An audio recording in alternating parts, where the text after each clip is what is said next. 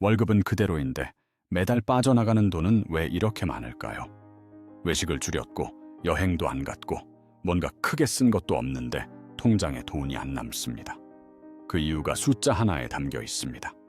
한국 가계부채 GDP 대비 89에서 90%. 오늘은 이 숫자가 내 월급, 내 소비, 내 노후와 어떻게 연결되어 있는지 이야기하려고 합니다. 89에서 90%가 어느 정도 수준인지 감을 잡으려면 다른 나라와 직접 비교해보는 게 가장 빠릅니다. 국제금융협회와 우리금융경영연구소 분석을 기준으로 보면 세계 최대 경제국 미국의 가계부채 비율은 GDP 대비 약 68%입니다. 세계 세 번째 경제대국 일본은 65% 수준이고요. 유럽 경제를 이끄는 독일은 50% 안팎이에요.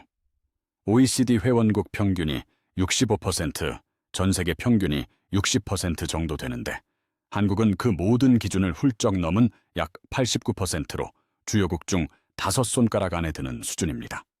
숫자만 나열하면 여전히 실감이 잘 안 오실 수 있으니 이렇게 생각해보세요. GDP 대비 가계부채 비율이란 나라 전체의 연간 소득 대비 가계비 총액이 얼마냐를 보는 겁니다. 연소득이 3,600만 원인 두 가정이 있다고 해봐요. A가정의 빚 총액은 약 3,200만 원이에요. B가정은 약 2,300만 원이고요. A가 한국의 89에서 90% 수준이고 B가 OECD 평균 65% 수준입니다. 두 집 모두 빚이 있고 두 집 모두 성실하게 갚아가고 있습니다. 그런데 어느 날 갑자기 수입이 200만 원 줄었다고 해봐요. B가정은 허리띠를 졸라매면서도 어떻게든 버텨냅니다. A가정은요? 그달 원리금이 밀리기 시작합니다. 연소득 대비 빚의 무게가 그만큼 더 무거운 거예요. 더 중요한 건 이 숫자가 얼마나 빠르게 불어났냐는 겁니다. IMF가 77개 나라를 비교한 자료에 따르면 한국의 가계부채 증가 속도는 지난 10년간 세계에서 세 번째로 빨랐습니다. 2014년 대비 무려 13.8%포인트가 늘었고 중국과 홍콩 다음이에요. 2021년에는 GDP 대비 가계부채 비율이 98.7%까지 치솟았어요. 그 이후로 금융당국의 강력한 대출 규제가 이어지면서 2022년 97.3%, 2023년 93%, 2024년 89.6%로 꾸준히 내려왔고 2025년 말 기준으로는 89% 내외 수준으로 추정됩니다. 그래도 한국은행이 공식 보고서에서 이 비율이 80%를 초과하면 거시경제와 금융안정에 악영향을 미친다고 선을 그은 기준보다는 여전히 훨씬 높은 상태죠. 금액으로 보면 규모가 더 실감납니다. 한국은행이 2026년 5월 발표한 2026년 1사분기 기준 가계신용 총잔액은 1,993조 원을 넘어섰습니다. 이 중 순수 가계대출 잔액이 1,866조 원이고 주택담보대출만 1,171조 원에 달해요. 대한민국 가구 수가 약 2,300만 가구 정도 되니까 가계대출 기준으로 가구당 평균으로 따지면 약 8,100만 원 꼴이 됩니다. 빚 한 푼 없이 사는 가정까지 포함한 평균이 그렇다는 뜻이에요. 2026년 국가예산 총지출이 약 728조 원이라는 점을 감안하면 가계신용 1,993조 원은 국가예산의 약 2.7배에 달하는 규모입니다. 그렇다면 이 빚이 많다는 게 실제로 무슨 문제를 만들어낼까요? 여기서 경제학자들이 주목하는 메커니즘이 있는데 이걸 이해하면 왜 가계부채가 단순한 숫자 문제가 아닌지 납득이 됩니다. 평화로운 시절에는 아무 문제 없어 보입니다. 사람들은 빚을 갚아가면서도 어느 정도 소비를 이어가고 경제도 굴러가요. 그런데 충격이 오는 순간 부채가 높은 나라와 낮은 나라가 완전히 다른 경로를 타게 됩니다. 경기가 조금 나빠지기 시작한다고 해봐요. 기업 매출이 줄고 일부 사람들이 일자리를 잃기 시작합니다. 빚이 적은 나라에서는 이 충격이 어느 정도 흡수됩니다. 수입이 좀 줄어도 소비를 크게 줄일 필요가 없고 경제 전체가 내부에서 버텨내는 힘이 있거든요. 빚이 많은 나라에서는 다릅니다. 경기가 조금만 나빠져도 사람들이 곧바로 지갑을 닫아버려요. 이미 수입의 상당 부분이 대출 상환에 묶여 있으니 조금이라도 불안해지면 소비를 제일 먼저 줄이는 겁니다. 소비가 위축되면 기업들이 매출 타격을 받고 기업이 어려워지면 사람을 내보냅니다. 실업자가 늘어나면 그 사람들이 대출을 제때 갚지 못하게 되고 금융권에 부실이 쌓이기 시작하죠. 금융권이 불안해지면 대출 조건을 더 빡빡하게 조이고 그러면 자금이 필요한 기업이나 자영업자들이 더 막히게 됩니다. 경기 침체의 충격이 부채라는 구조물을 타고 몇 배로 증폭되는 겁니다. 한국은행도 이 구조를 직접 분석한 보고서를 냈어요. 가계부채가 빠르게 늘어난 기간 동안 GDP 대비 민간 소비 비중이 오히려 줄었다는 게 핵심 결과입니다. 빚이 늘수록 소비가 늘어난 게 아니라 오히려 더 안 쓰게 됐다는 거예요. 빚을 내서 집은 샀지만 생활비는 더 줘야 했던 거죠. 국제결제은행 통계를 봐도 이 방향은 일치합니다. 2014년 이후 17개 나라의 소득 대비 원리금 상환 부담 증가폭을 비교했더니 한국이 2번째였다는 내용이에요. 빚이 늘었을 뿐 아니라 그 빚을 갚는 부담이 얼마나 빠르게 커졌는지를 보여주는 지표이기도 합니다. 여기서 잠깐 한국과 비슷한 경로를 걸었던 나라가 있어서 짚어드릴 필요가 있습니다. 1990년대 일본을 보면 당시 일본의 가계부채 비율이 지금의 한국과 비슷한 수준이었어요. 거기에 기업 부채까지 겹쳐 있었죠. 부동산 가격은 계속 올랐고 대출을 끼고 집을 사는 게 당연한 일처럼 여겨졌습니다. 그런데 중앙은행이 금리를 올리기 시작하자 부동산 시장이 꺾이기 시작했어요. 집값이 내려가도 빚은 그대로였습니다. 집을 팔아도 빚을 다 갚지 못하는 상황이 생기자 사람들은 소비를 완전히 멈췄어요. 기업도 투자를 멈췄고요. 일본 경제는 이후 10년이 넘도록 성장하지 못하는 이른바 잃어버린 10년 구간으로 들어갔습니다. 한번 빚에 짓눌린 경제가 얼마나 오래 정체될 수 있는지를 보여주는 사례예요. 한국이 일본과 구조가 완전히 같다고 볼 수는 없지만 빚이 높을 때 부동산 가격이 꺾이면 어떤 일이 일어나는지 그 메커니즘 자체는 동일합니다. 2022년에 한국에서 이 메커니즘이 실제 사람들의 삶을 덮쳤습니다. 한국은행이 기준금리를 빠른 속도로 올리기 시작하자 수도권 일부 지역에서 전세 가격이 매매 가격에 가까워지는 이상한 현상이 나타났어요. 전세값이 집값의 90%를 넘어가는 곳도 생겼죠. 그 상황에서 집주인이 전세 보증금을 돌려주지 못하는 사고가 잇따랐습니다. 세입자들은 2억, 3억, 어떤 경우는 수억을 한꺼번에 잃었어요. 결혼 준비하면서 모은 돈, 부모님께 빌린 돈, 직접 전세자금 대출로 마련한 돈이 그렇게 사라졌습니다. 그런데 대출은 그대로 남아 있었어요. 돌려받아야 할 돈은 사라졌는데 갚아야 할 빚은 손도 못 댄 채 쌓여있는 상태. 이게 개인의 무지나 부주의 탓이 아니라 금리가 빠르게 오르면서 높은 가계부채 구조가 만들어낸 충격의 연쇄였습니다. 그러면 왜 한국이 이 수치가 유독 높은지도 짚어봐야 합니다. 우리금융경영연구소 분석에 따르면 한국에는 다른 나라에 없는 특이 요인이 2가지 있어요.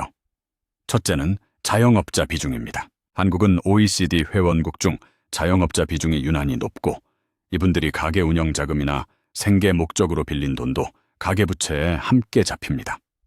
동네 식당을 운영하는 분이 식자재비나 임대료를 은행 대출로 충당하는 구조가 가계부채 비율을 구조적으로 끌어올리는 거죠. 더구나 연구소 분석은 주택담보대출보다 이 자영업 부문 대출의 리스크가 오히려 더 취약하다고 지적합니다.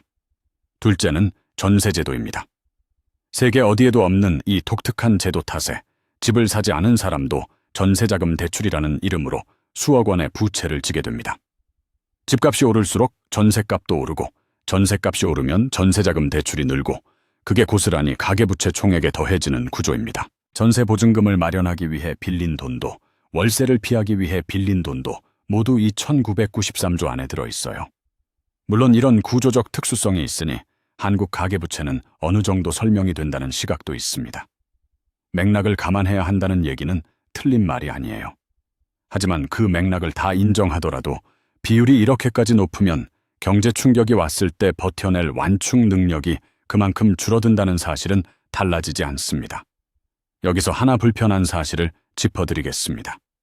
주변을 둘러보면 대출 없는 사람이 거의 없습니다. 어릴 때부터 빚은 나쁜 것이라고 배웠지만 막상 어른이 되어보면 집을 사려면 대출 없이는 불가능하고 전세를 들어가도 대출이고 사업을 해도 대출입니다.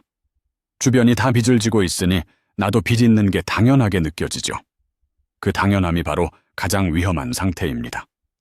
2008년 글로벌 금융위기 직전 미국에서도 똑같은 일이 있었어요. 거의 모든 이웃이 집을 샀고 다들 대출을 끼고 있었으며 집값은 계속 오르고 있었습니다.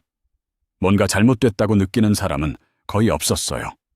모두가 같은 방향을 향해 가고 있었고 그게 안전하다는 착각을 만들어냈죠.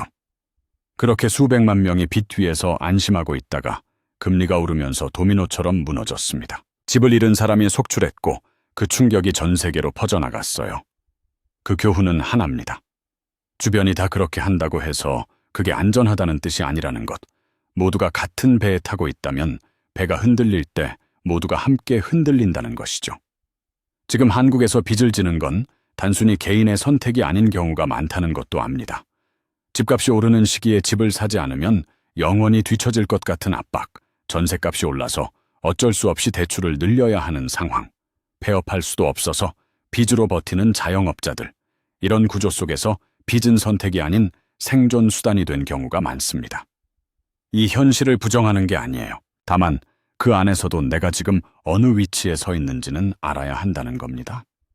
좀 더 구체적인 가정을 해봐요. 서울에 사는 맞벌이 부부가 있습니다. 두 사람 합산 연소득이 8천만 원이에요. 5억짜리 아파트를 3억 대출을 끼고 샀고 전세자금 대출 잔액이 5천만 원 남아있으며 자동차 할부가 월 30만 원입니다. 이 가정의 월 원리금 상환액을 합산해보면 주택담보대출 원리금이 약 130만 원, 전세자금 대출 이자가 15만 원, 자동차 할부 30만 원으로 합산 월 175만 원 정도가 됩니다. 연간으로 환산하면 2,100만 원이에요.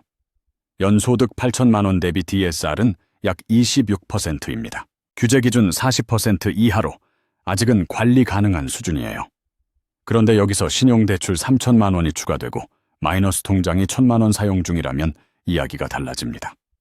신용대출 이자만 월 10만 원에 원금 상환까지 더하면 월 30만 원 가까이 늘어나고 총 월 상환액이 200만 원을 훌쩍 넘어서죠. 연간 2,500만 원 이상이 상환에 들어가고 DSR은 30%를 넘어섭니다. 여기서 금리가 1%포인트 오른다면 변동금리 부분의 이자가 더 올라가고 DSR은 35%를 넘어가는 상황이 됩니다. 수치로 보면 아직 40% 미만이지만 이 가정이 한 명이 직장을 잃거나 건강 문제가 생기거나 추가적인 지출이 발생하는 순간 상환 압박이 바로 현실이 되는 구조예요. 이 가정은 우리 주변에 흔히 있는 평범한 가정입니다. 가계부채를 진단하는 기준이 두 가지 있는데요. DTI와 DSR입니다. 어렵게 들리지만 구조는 간단해요. DTI는 총부채 상환 비율이라고 합니다. 주택담보대출의 원금과 이자, 그리고 기타 대출의 이자를 연 소득과 비교하는 방식이에요. 연소득이 5천만 원인데 주택담보대출 원리금과 기타 대출 이자의 합산액이 연 1,500만 원이라면 DTI가 30%인 겁니다.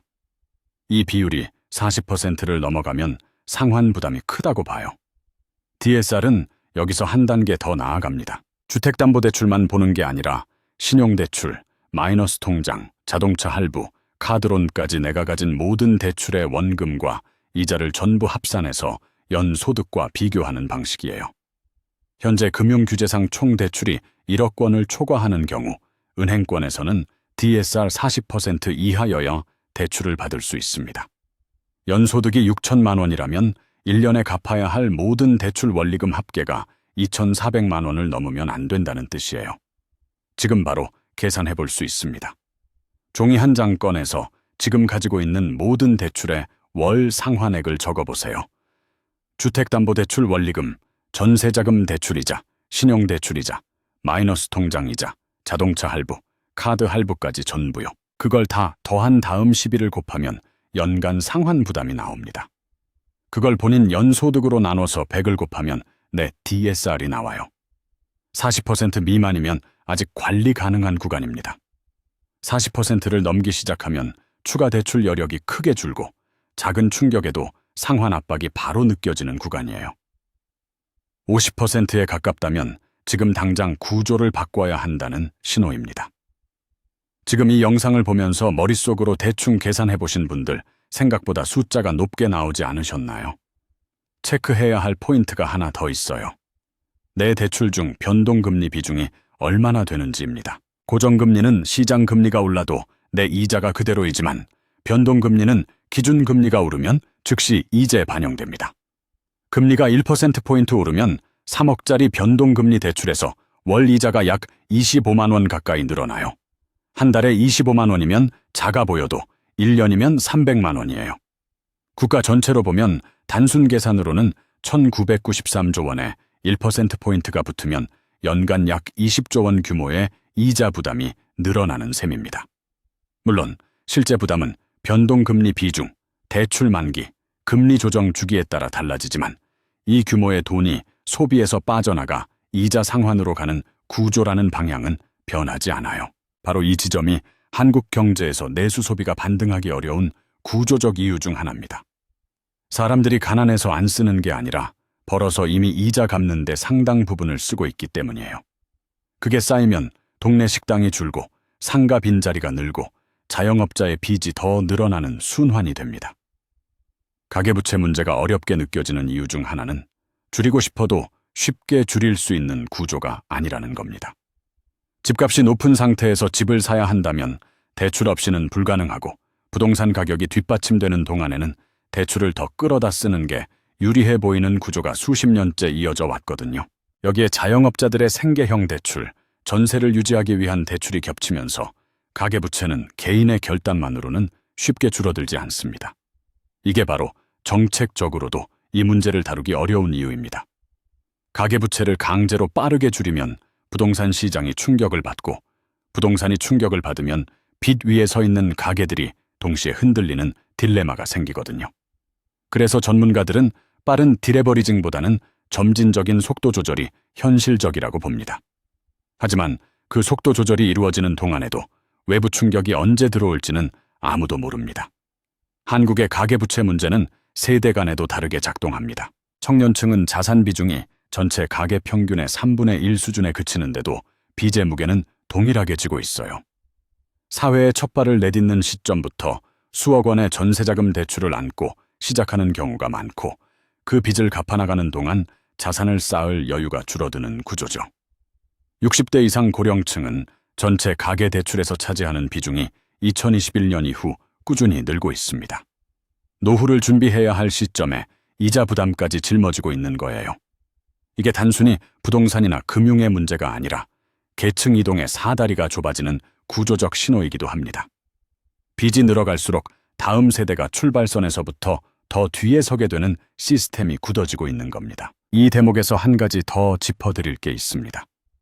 지금 가계부채 이야기를 들으면서 나는 빚이 없으니 괜찮다 라고 생각하시는 분들도 있을 거예요.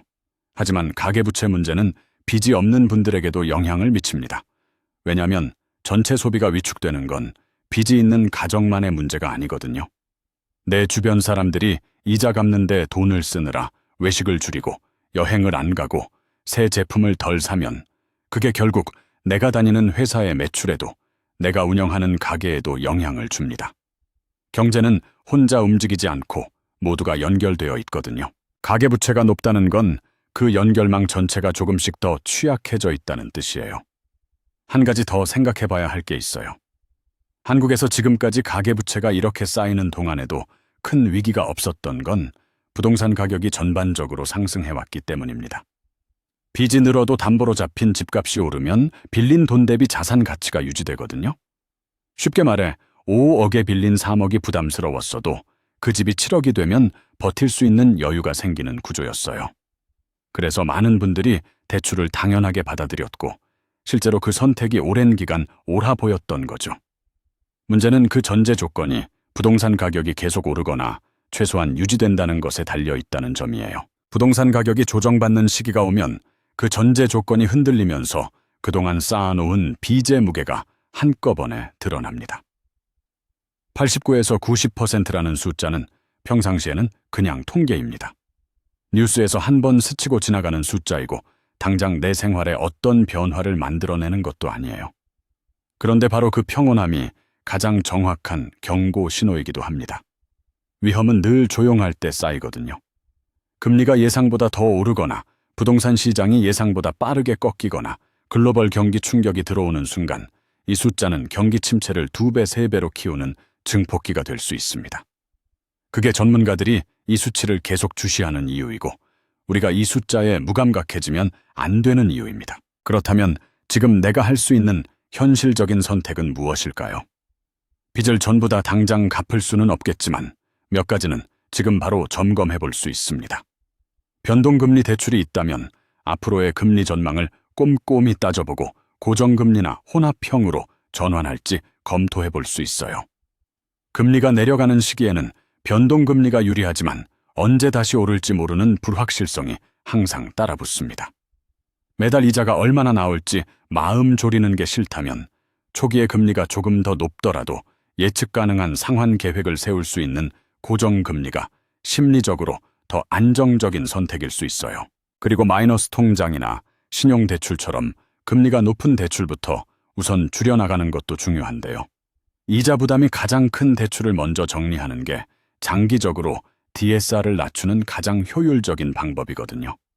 추가 대출을 검토 중이라면 그 대출이 내 DSR을 얼마나 올리는지를 먼저 계산해보는 습관이 필요합니다.